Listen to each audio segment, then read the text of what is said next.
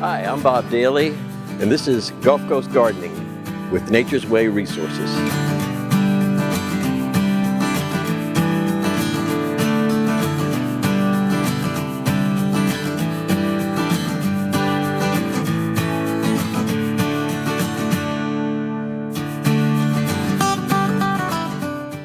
We're here with Gail Sones, who is a master gardener, a master composter, and a lot of other important educational things. And Gail's going to talk to us today about home composting. Gail, welcome. Thank you, Bob. I'm happy to share this information. Tell us a little bit about yourself and your background. I'm a former science teacher, and I have a master's degree in environmental education.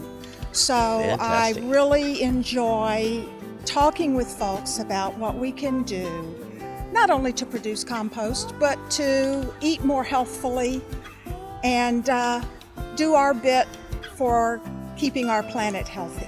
Now, you teach a compost class. Yes, the Woodlands Township offers free compost classes for October through March, first Saturday of every month.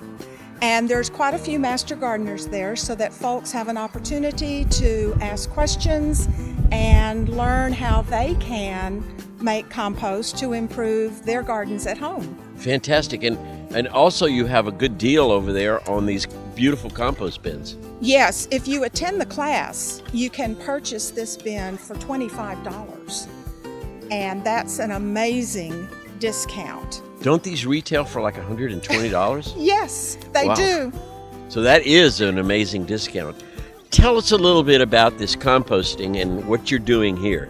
Well, here at Veggie Village, we have set up this area so that at the end of every growing season, the gardeners can put their spent plants into these bins.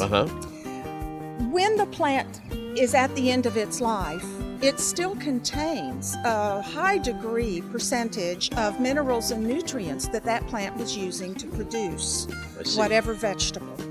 And so we're taking advantage of that material to recycle it and put it back into the garden. So the nutrients that are in these plants, let's say, look at this piece of cantaloupe here and a banana peel, I think. Yes. The nutrients that are in here can be actually recycled and turned into a good soil additive. Yes. To put back in the garden. How does that work? How does it decompose? Well, as you can see, we're already seeing some evidence of the activity of the microbes. Yes. These may be a fungi of some sort. Sure. And so these microorganisms feed off the plant material, and they begin the chemical processes that will break this down and release the nutrients and put it into the finished product, which we can put back into the bed. I want to go look at this in a second, but I wanted to talk to you about something else, particularly about the microbes. What kind of microbes are in here, and how do they work? I mean, I noticed that, sometimes compost heaps will smoke. Yes, that's a successful compost pile, and I get very excited about that. I monitor the temperature. So when we first build a pile, we need a minimum size of about 3 by 3 by 3. So I want to fill one of these bins.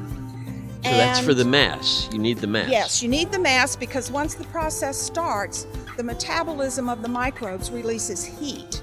And that heat will attract other types of microbes that will continue the process. I see. So especially if the material has gone through the chipper shredder and I have small particles with lots of surface area exposed to the microbes, then they will actually begin feeding upon the plant material. And as they ingest it and then egest it, we've got a nice process going in which the material is both physically broken down as well as chemically broken down. I see. And you probably have billions and billions of microbes. Billions and billions of microbes that are present in our soils. I don't have to do anything to add microbes.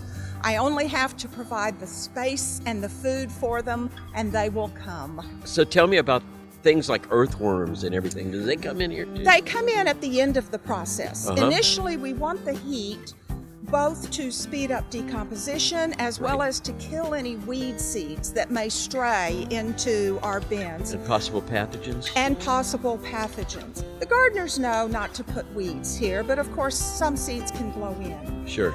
So I use a thermometer to measure the temperature and make sure it gets to at least 130 degrees for 3 to 5 days. Mm-hmm. And one time I came in the next day to check a newly built pile and I saw steam rising from fantastic, the pile. yeah. Yes, yes. People think that's the sun or something else, but it's really the microbes that It are active. is. It's a result of their metabolism. That is fantastic. Yes. And so after the pile has been hot for 3 to 5 days, there's a wonderful group of volunteers that Yes. support Veggie Village's efforts. And we simply pick up this bin, set it to the side, turn the material using a bedding fork like this. Yes. And then the process will continue. The temperature will go down, and so different types of microbes will move into the material and continue the process. And then, as I said, once you've almost completely broken down, then it's at a temperature where macroorganisms such as earthworms can move in and continue to produce this humus-rich material, rich in nutrients for the plants, but also rich in microbes. Now, I know you have some finished compost over here. Could we go over to just take a look at that? Sure. Gail, this is finished compost. Tell us about this. Well, as you can see, it's a very dark, rich color. Oh, yeah. You can't recognize any of the materials that were originally put into the pile. It may or may not have an earthy smell. Let's see. Oh, it definitely does. It yeah. does, from the fungi that are still present in the material. And so now we can run it through a screen because there are still a few particles that are larger. Sure, I see those. And it will be ready for the gardeners to use. And as we've said, it will add minerals and nutrients. It will also add microbes. And this, to me, is what is often overlooked about the benefits of compost. These microbes, once they're in the gardener's plot, will assist the plants in taking up minerals and nutrients from the soil. And in the case of mycorrhizal fungi, those filaments actually extend the plant's roots into spaces in the soil that perhaps the plant's roots can't reach because of size or limitations of their length. And then the fungi will transport nitrogen and phosphorus back to the plant. It's a symbiotic relationship. The plant will secrete some of its hard-won sugars from Right. photosynthesis to attract the fungi, and the fungi then bring minerals back to the plant.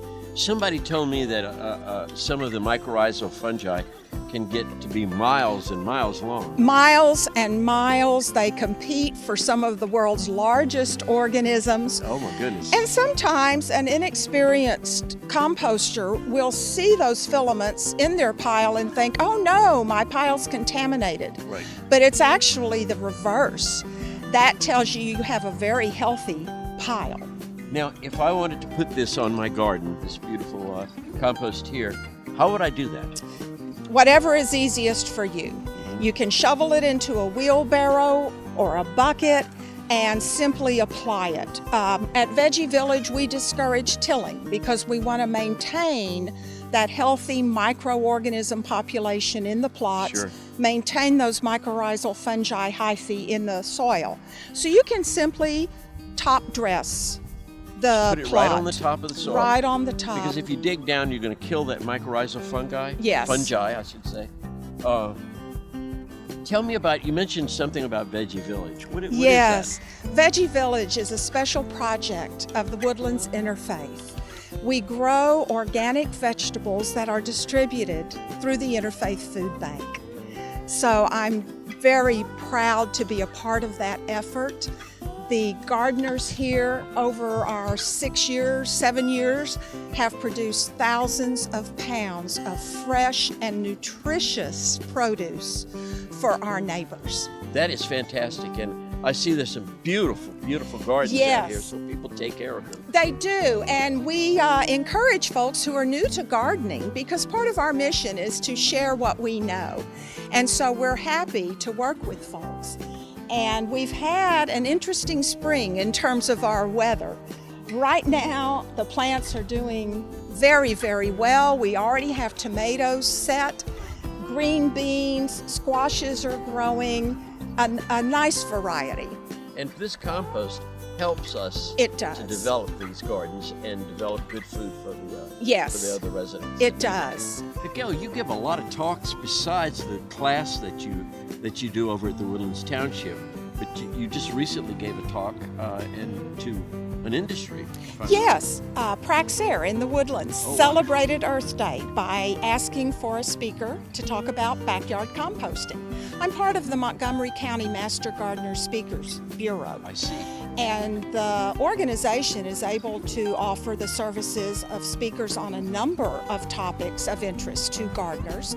So there were about 60 folks that expressed interest in learning how to take some of those 60 billion pounds of kitchen scraps that the United States produces every year, get that material out of landfills and wastewater streams and into gardening, so that we are following Mother Nature's recycling process and being good stewards of Earth. It makes a lot of sense. Now you're offering to give talks anywhere, really. I mean, you go all over the county and elsewhere. Yes, I do. About compost. I do. I'm able to use my master's degree in environmental education for what I consider to be very important work, and I enjoy visiting with folks and sharing what I know. Most importantly, I can guide them to references and websites so they can learn even more as they begin to compost. Very important part of any garden is to have compost. And the very best compost is what you make from your garden, because you're recycling the minerals and nutrients that those plants need. Sure. Gail, we want to thank you very much for being here and telling us all about this wonderful operation. I know you make a lot of compost here. I have. And it's never enough, I know. It isn't. It's not enough because obviously we don't have the space to produce it on a commercial level. Sure. But it's still a great product, and we want to thank you for doing this and volunteering, and thank Veggie Village too. I will. Thank you for sharing the good word. Thank you.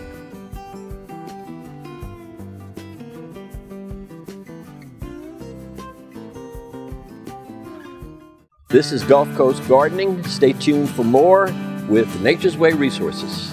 And remember, you can come out to Nature's Way Resources for all your gardening and plant needs.